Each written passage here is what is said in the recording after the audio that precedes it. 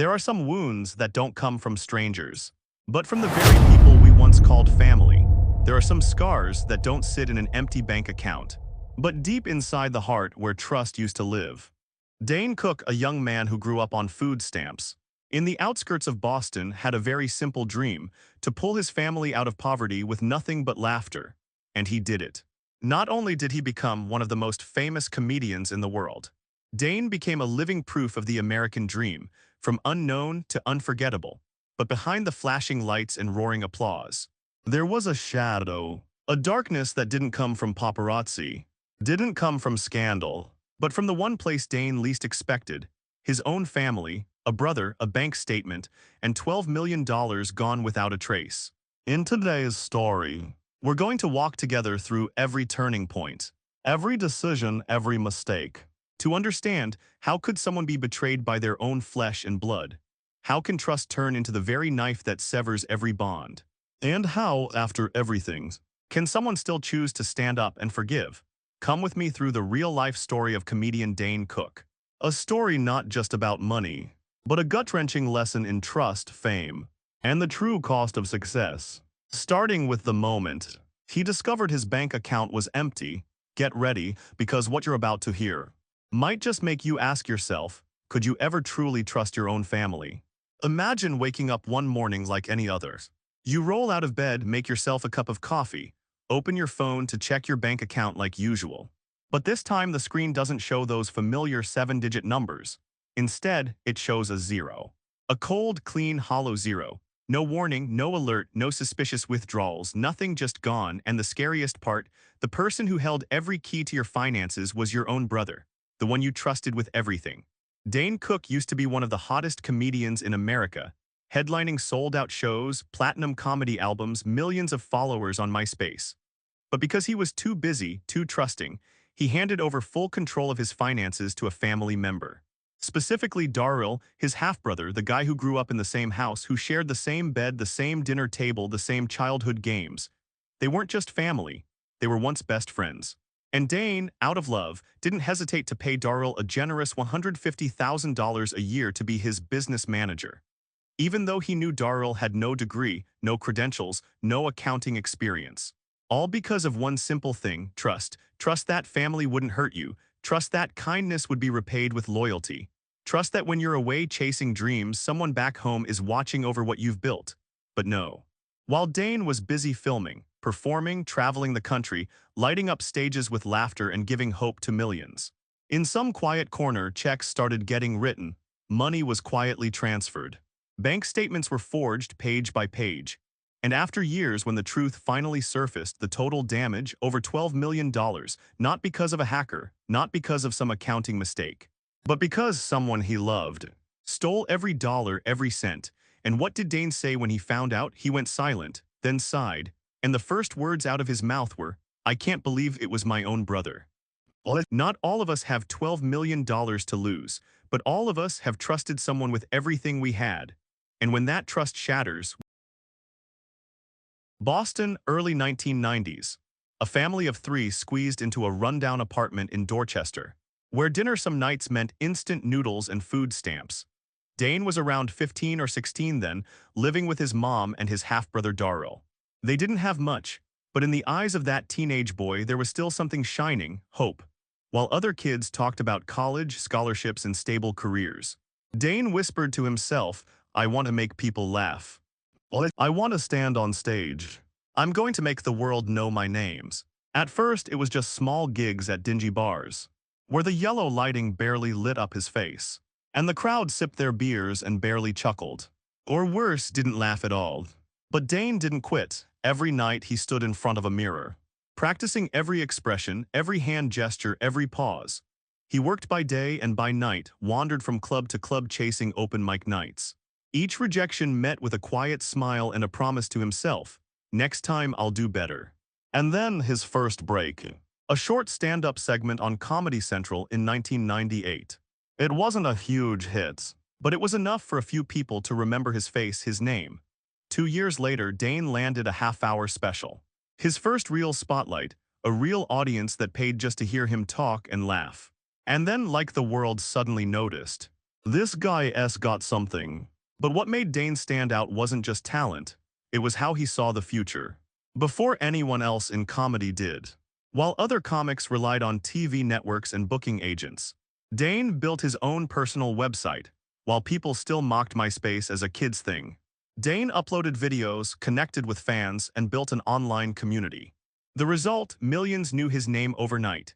His comedy albums sold like pop music, and Madison Square Garden, a place once reserved for rock legends, sold out for the first time because of a comedian. Dane was no longer the kid living on food stamps. He became the blueprint for a generation of self-made entertainers, breaking every rule, every limit, and like anyone who's ever overcome hardship, Dane chose to share his success with those he loved. He bought a house for his mom, took care of the whole family, and just as you already know, he invited the brother he trusted most to manage his finances, a decision made out of love. But it was that very decision that began a chain of mistakes no one could undo. When Dane Cook officially became famous, his schedule was packed. Press conferences in the morning, filming by noon, shows at night, rewrites after midnight. He didn't have time anymore for the complicated stuff, taxes, banking, or investments. He needed someone he could trust completely, and no one seemed more fitting than Daryl. The brother who grew up beside him, who once split the last piece of bread in the kitchen, who once stood up for him when he got bullied on the playground. Dane paid Daryl a generous salary of $150,000 a year with one sincere promise. You just handle the numbers, I'll handle the laughs. While Dane was lighting up stages, Daryl, the same guy who didn't even know what corporate income tax meant, was now sitting behind a desk, with full access to every bank account, every investment file, every financial report. At first, things looked fine, bills were paid on time, taxes checked out. Daryl sent over clean, organized financial statements, beautifully printed with clear numbers looking perfectly legit. But what no one knew was that every number on those reports was fake. Meanwhile, Dane was quietly reshaping comedy. He was one of the first stand-up comics to use social media to build his own personal brand. He uploaded behind-the-scenes videos, everyday snapshots, short monologues, the kind of content fans found more real, more relatable than anything on TV. While other comedians waited for network calls, Dane built an entire online empire. His fans called themselves Cook's Army. Millions of people ready to buy tickets, buy DVDs, share clips, and create a wave of virality no other comedian had seen at the time. With that fame, Dane got flooded with movie offers, starring alongside big names like Jessica Alba, Jessica Simpson, Kate Hudson, contract after contract. His income soared into the millions per year, and every dollar of it flowed through one person's hands, Daryl. That's when the hunger kicked in, not loud, not explosive, but the slow, quiet kind of greed like water dripping on stone. Given enough time, it carves deep. Daryl started small. $5,000, 10,000. Just small transfers into his own account, then it grew. 100,000. 500,000. And Dane, he had no idea, because every time he asked, Daryl would just smile. Don't worry, everything's been fully audited. And maybe the most heartbreaking part of all this was that Dane still believed him. Why would you ever doubt someone you grew up with? Someone who once put his hand on your shoulder and said, "It's gonna be okay," but the truth was it was okay. Every time Dane made someone laugh, Daryl laughed too, just not for the same reason. Because every round of applause out there was another stack of cash slipping quietly into his pocket. And by then, the question wasn't, did Daryl take the money? It was, how much did he take? But every tragedy needs a trigger. And for Dane, that moment came when he moved to California to start a new chapter of fame, and the first chapter of disillusionment. Los Angeles, 2008.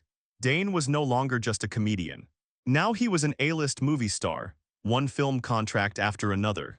From hit rom-coms to major roles next to Hollywood's biggest actresses. Life had changed, income skyrocketed, but tax laws were different too.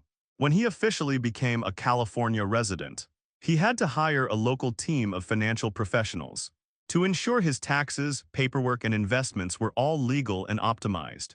And so, for the first time in years, Dane had to tell Daryl that he needed a new manager. Look, I'm not replacing you, it's just California laws are tricky, I'll need a professional team here. But I still want you around, handling other stuff, working with me like always.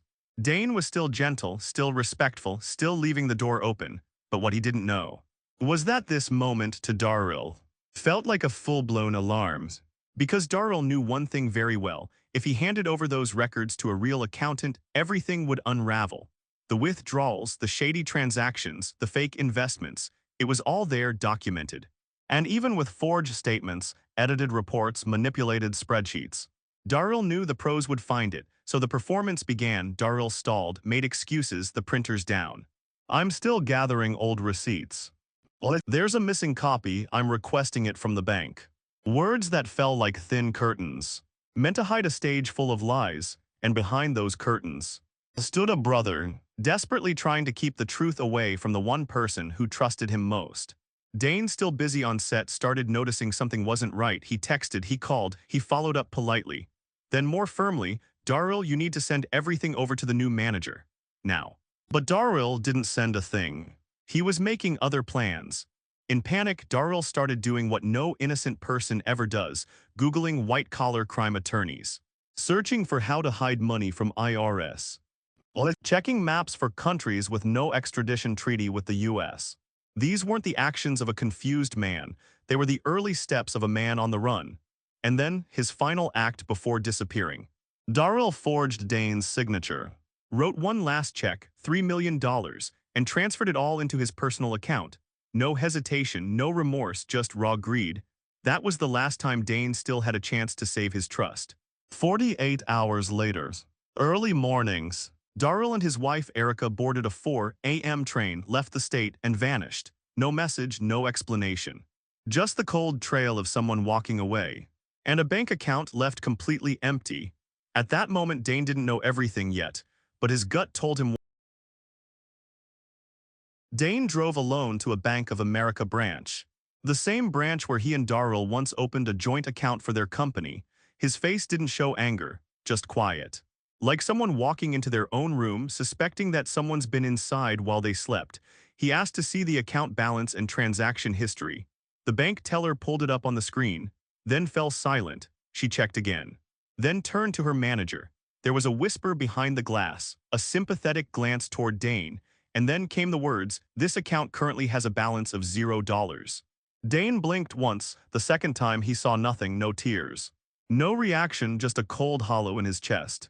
That moment you realized the worst thing you feared was real. He immediately called Daryl. No answer. Second time, third time, no one picked up. He texted, "Where are you?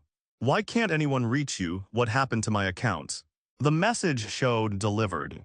But on the other side was silence, heavy, like a stage curtain that's been drawn. And no one's allowed back in. He called the new accountant. They confirmed. Daryl had not handed over any financial documents. No emails, no calls, no files. Dane knew, I've been betrayed, not by some employee, but by the only man I ever called brother. Police got involved, records were reviewed. Every transaction, every number, every signature was examined. And slowly, the whole picture came into focus. So clear it hurt. Over the course of many years, Daryl had stolen more than $12 million. He wrote fake checks from the company account, transferred money to personal accounts in his name, forged Dane's signature to invest in restaurants and hotels, withdrew cash and hid it inside the walls of his own home. Even his wife Erica was involved. They bought jewelry, real estate, spent money like water. All off the hard work of someone else. Dane, who built an entire comedy empire from scratch, was now staring at the brutal truth. He'd been stripped of everything, not just money, but trust, shared history, childhood memories that once felt sacred now turned into evidence. You know what's the scariest part of being betrayed? Not losing money. Not damage to your reputation. But when you start questioning every memory that once made you smile. Were they real, or was it all just a performance? Dane withdrew from the world. No interviews, no shows. No posts on social media. He disappeared from the spotlight. To go looking for a light within himself. But while Dane collapsed in silence, police were already tracking down the two who had run. A manhunt began. And for the first time in years, justice spoke up. The final check, the one for $3 million, was the end of a long-running act. It had been written hastily, sloppily, signed Dane Cook. It transferred from Dane's company account into Daryl McCauley's personal bank account, And that was when it all came crashing down, because no matter how many forged reports, fake documents, or ghost contracts Daryl had staged, that single check, with its timestamp, its signature, and its destination, was irrefutable. The police began connecting the dots: illegal transfers, unauthorized withdrawals, signature fraud, personal assets used to disguise company funds. The conclusion was clear: this wasn't an accounting error. This was organized fraud. Meanwhile, Daryl and Erica were no longer in California. They had taken a 4:00 a.m. train, switched to a rental car, ditched their phones, and wiped all tracking devices, a carefully prepared escape. But what they didn't realize was this: what they left behind wasn't just a faint trail. It was a string of criminal records, enough to lead police straight to their door. Weeks later, in a small town in Massachusetts, where they once lived as kids, police stormed a quiet suburban home. Daryl was sitting at the kitchen table. Erica was folding laundry. When the knock came, no one said a word. And minutes later, they were in handcuffs, escorted out in front of stunned. Dane wasn't there, but he got a call, just 3 words: "We got them." He sat in silence.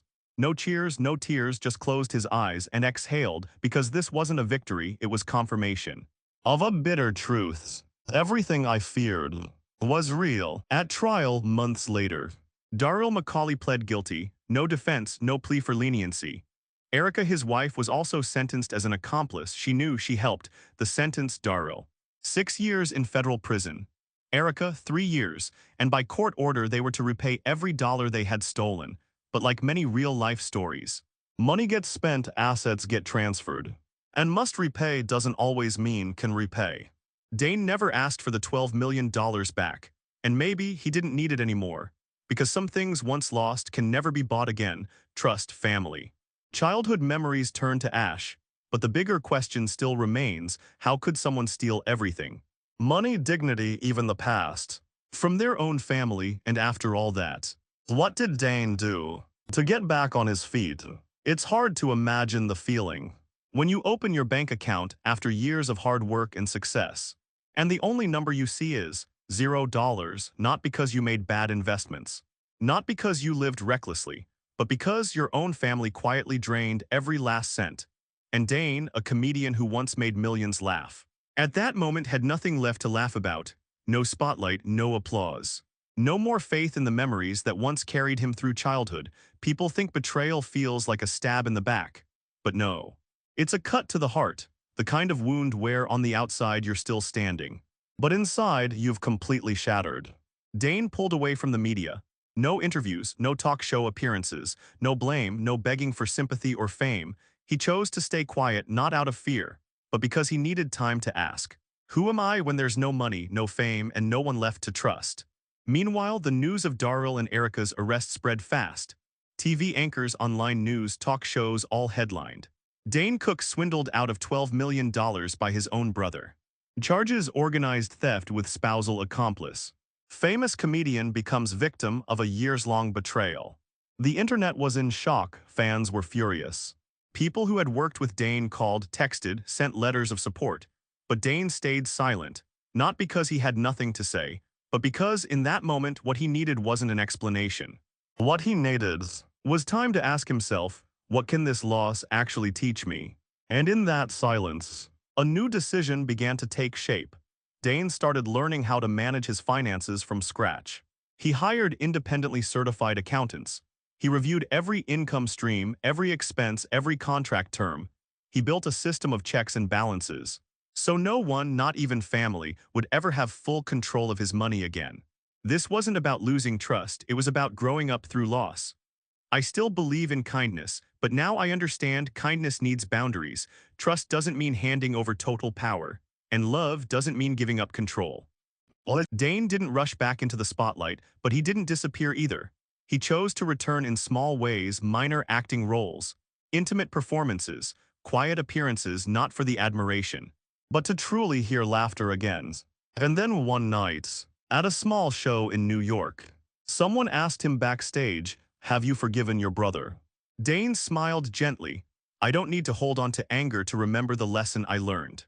Forgiveness is how I keep the part of me that wasn't stolen." Yes, bank accounts can be emptied, but the heart if you protect. Throughout the investigation, Daryl never cried, he never once said I'm sorry.